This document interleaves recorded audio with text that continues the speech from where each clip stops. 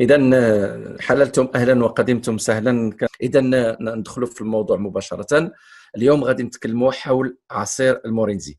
عصير المورينزي، وما أدراك ما عصير المورينزي، اللي الآن الكل أصبح يتكلم عن أنه مادة غذائية فوق الطبيعة، مادة غذائية اللي يعني الفوائد ديالها كثيرة وكثيرة جدا. المورينزي غني بمضادات الأكسدة، خاصة سكون ابل لا بري زيرونين، او كاين اللي كيقول لا برو زيرونين، يعني الماده القبليه، واللي لما كتحول كتولي لنا اون زيرونين. وهذا لا زيرونين غادي نشوفوا ان شاء الله الفوائد ديالها. هاد لا بري زيرونين لما كياخذ الانسان العصير ديال المورينزي او لا كياكل النوني، فهاد لا بري زيرونين هي اللي كاينه في النوني، وكتمشي مباشره من الجهاز الهضمي، كتنتقل الى ما كانش هناك كما كيقولوا ثقوب في لا بارير انتستينال، او لا في الامعاء الدقيقه، او لا في المصران الرقيق. الى ما كانش هناك ثقوب، ممكن ان هاد لا بريزيرونين كتدخل للدوره الدمويه وكتنطلق مباشره لتتركز في الكبد. وكل جزء سويع الدماغ ديالنا كيحاول انه يطلبها باش يحولها الى ماده اخرى سميتها لا زيرونين. ولا زيرونين هي اللي من بعد غتلعب دور ديال انها كتشد واحد، كتمشي تستقر في واحد المستقبلات اللي كتمنع جميع الانواع ديال لي زاديكسيون يبقاو عند الانسان، جميع الانواع ديال الابتلاءات، ها اللي مبلي مثلا بالخمر، ها اللي مبلي بالدخان، ها اللي مبلي بالحشيش، ها اللي مبلي واي نوع، حتى اللي مبلي بالسكر، انه عزيز عليه السكر بزاف.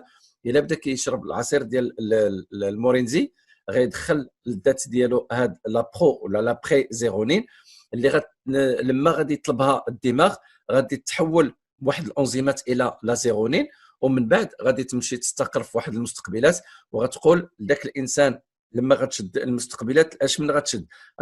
تشد المستقبلات ديال لا كافيين، والانسان ما غيبقاش يحمل بزاف القهوه. تشد المستقبلات ديال النيكوتين، اللي الانسان يبقى يكره الدخان. غتبقى تشد المستقبلات ديال لاطين، وغيبقى الانسان يقلل من الشرب، سورتو المدمنين على الشاي ولا هذا. هادو كلهم كيعطيوني الناس اللي عنده واحد الادمان وباغي يقلع على هذا الادمان هذا، يشرب الكثير من سميتو من المورينزي، اللي يستفيد من هذه الماده الطبيعيه وهذه الماده العجيبه وهذه الماده التي ستساعد في واحد المجموعه ديال الامور. وكاين هناك مضادات اكسده اكبر واقوى من هذا لازيرونين، الا وهي لاموريندين وكذلك لابروتينين. هذوك مضادات اكسده جد مهمه اللي كتلعب الدور ديال انها كتدحر وكترمي السموم من الدوره الدمويه، وكترمي السموم من خاصه من الاورده، وكتخوي لي السموم كذلك حتى من الخلايا.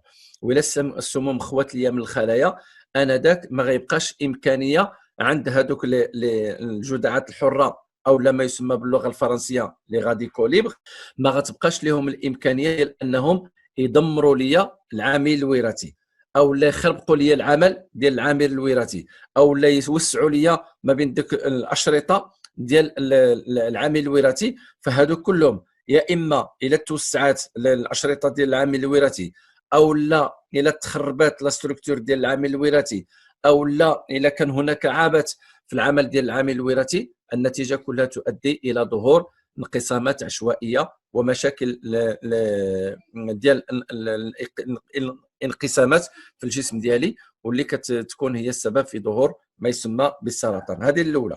ثم كذلك هذه الجدعات الحره هي اللي كتكون سبب في تسريع شيخوخه الخليه، وتسريع شيخوخه النسيج، وتسريع شيخوخه العضو، وكذلك تسريع شيخوخه الانسان كليا. اذا كل ما دحرت هاد لي غاديكو ليبر او هاد الجدعات الحره، غادي نلقى راسي بانني كنحافظ على شباب الخليه، على شباب النسيج، على شباب العضو، وكذلك على شباب الجسم كليا. فالمورينزي من الاشياء التي تساعد على تعطيل الشيخوخه وتمديد العمر ديال الشباب. ثم كتلعب واحد الدور مهم وكتربط واحد العلاقه مهمه جدا مع لا ميلاتونين. في الوقت اللي كيكون عندي لا زيغونين بنسب عاليه او لا بتركيز عالي، فهذا كيساهم في اعطاء الفرصه لان لا ميلاتونين تكون كذلك بنسب عاليه او بتركيز عالي، ولا سيروتونين كتكون بنسب عاليه وبتركيز عالي. ولما كنقول لا ميلاتونين بمعنى انه الهرمون اللي كيعطيني الامكانيه باش نعس باريحيه، وكيعطيني كذلك الامكانيه باش انه كيقوم بواحد العمليه ان كونترول، كيدير واحد ان سكانير للذات ديالي من الراس حتى للرجلين، ولما كيتسارى كيدوز لواحد المنطقه وكيقول لها كيلقاها مخربه، كيمشي مثلا كيمشي للكبد وكيلقى الكبد مخرب بقوه الخمر، ومخرب بقوه السجائر، مخرب بقوه الاكل العشوائي. كيمشي عنده كيلقى بان ديك الدنيا كلها مرونه، كيقول له يا سيدي اش هذه الفضيحه. كيمشي عند المسؤول على الكبد كيقول له يا سيدي اش هذه الفضيحه عندك في تما. كيقول له ودي راه هو هذا السيد ما خلانيش، دائما كيكمي، دائما كيسهر، دائما كيدير الويلات.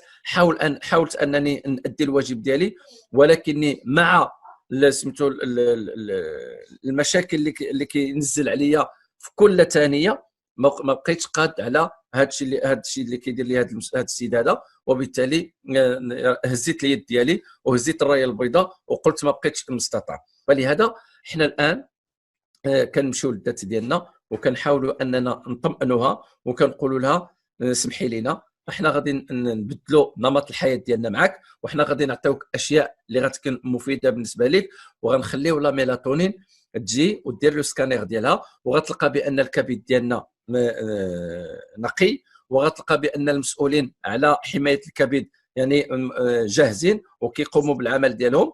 وهذا كله كيرجع اساسا الى معرفه الذات ديالنا، ولما غادي نعرفوا الذات ديالنا اوتوماتيكمون غادي نساعدوها على اساس انها تقوم بالعمل ديالها. فاذا ما كانش عندي لا ميلاتونين ما غيكونش عندي ان سكانير جينيراليزي في الذات ديالي.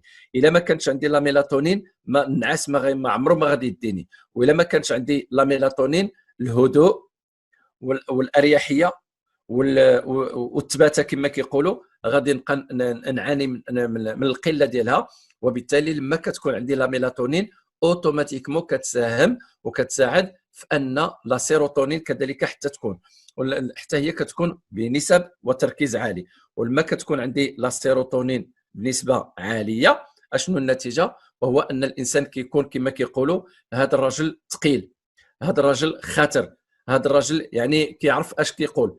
ف سبحان الله لما كيكون عندي المعرفه بالشيء والمعرفه بالامور اللي خصني نحترمها في الذات ديالي، كنشوف ان الحياه ديالي كلها كتبدل. والحياه ديالي ما يمكن لها تبدل الا بدلت نمط العيش ديالي. وحنا قلنا بانه بمجرد ما كنتصالح مع الذات ديالي وكنعطيها اشياء، هاني كنساهم في انتاج واحد الكميه كبيره ديال لا زيغونين اللي كتربط علاقه كبيره مع لا ميلاتونين، واللي كتساهم كذلك في ادخال الصديقه ديالها اللي هي لا سيروتونين. وكل شيء هادو كيبقاو غاديين حتى يرجعوا مني واحد الرجل متزن، كيرجعوا مني واحد الرجل صائب، كيرجعوا مني واحد الرجل اللي يعني كيميز ما بين الصالح والطالح، واحد الرجل اللي ما كيندافعش، واحد الرجل اللي ما كيخلي كما كيقول العيب هو كيتليه.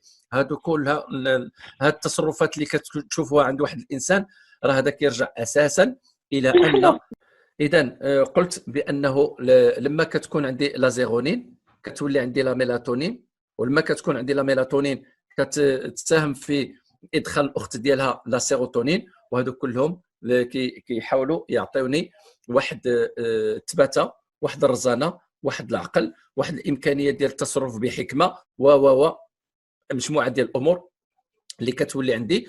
وهادو ما يمكن لهم يتاتاو الا كان هاد العناصر كلها مجموعه في الذات ديالي. الا كان عندي نقص في وحده منهم، الا كانت نقص عندي في الميلاتونين عمر النعاس ما غيكون عندك هو هذاك. الا كان عندك نقص في الميلاتونين عمر لو سكانير ما غيدير لك على المستوى ديال الذات ديالك. الا كان عندك نقص في لا سيروتونين عمر ديك لا ساجيس ما غتحلم بها. اذا الا كنت كنعرف راسي بانني انا مسير، وانا يعني الكلمه ديالي والثباته ديالي ما يمكن ليها تكون الا بوجود هاد الامور هادو. فنحاول انني نشوف اشنو هي الاشياء اللي ممكن انها تسرع ليا في الانتاج ديالها وتقوي ليا من الكم ديالها في الذات ديالي. ولما كتكون عندي لا ميلاتونين ولا سيروتونين، قلت كنتمتع باحسن الانواع ديال النوم. كيولي عندي الامكانيه ديال انهم يقولوا لي داك النوم ديال الصبي، والنوم ديال الصبي ما يمكن له يعيشه الانسان الا كانت عنده لا ميلاتونين في واحد المستوى عالي. وكذلك لما كتكون عندي لا سيروتونين عاليه، لا ديبرسيون كنولي نودعها شيئا فشيئا.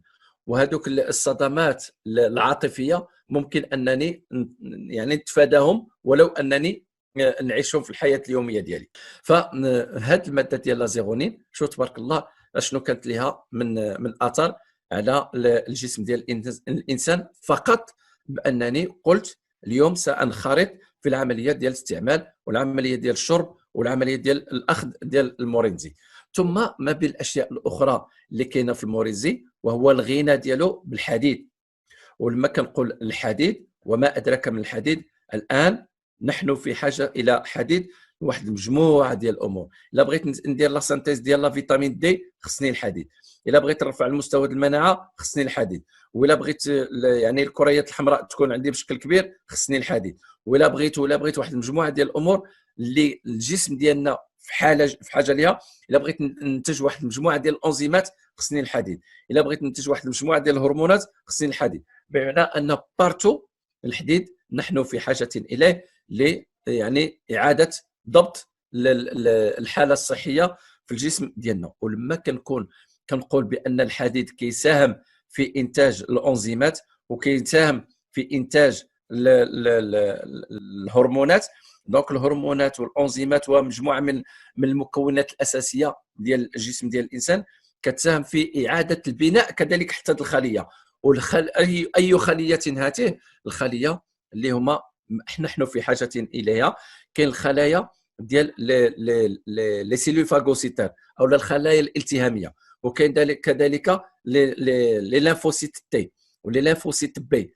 ولما كيكون عندي هذا الثلاثي موجود بكثره في الذات ديالي كنشوف بان المناعه كترتفع عندي بواحد الشكل كبير وكبير جدا.